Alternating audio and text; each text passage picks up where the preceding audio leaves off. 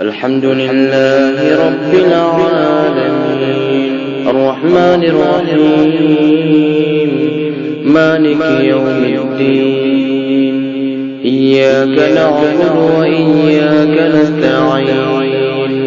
اهدنا الصراط المستقيم صراط الذين أنعمت عليهم غير المغضوب عليهم ولا الضالين آمين. وأما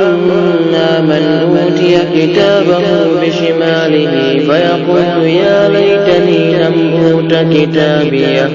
ولم أدر ما حسابيه يا ليتها كانت القاضية ما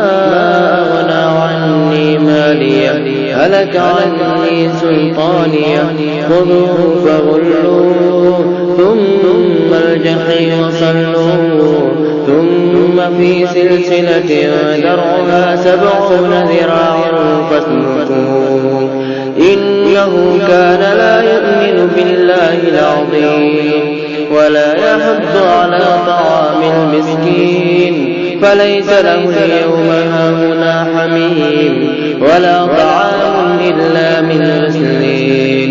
لا يأكله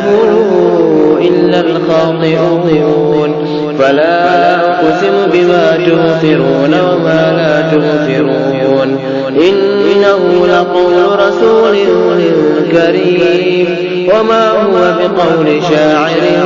قليلا ما تؤمنون ولا بقول كاهن قليلا ما تذكرون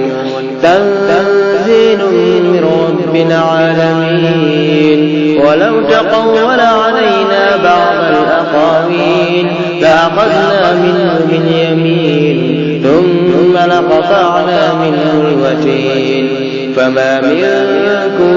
من أحد عنه حاجزين وإنه لتذكرة للمتقين وإنا لنعلم أن منكم مكذبين وإنه لحسرة على الكافرين وإنه لحق اليقين فسبح باسم ربك العظيم.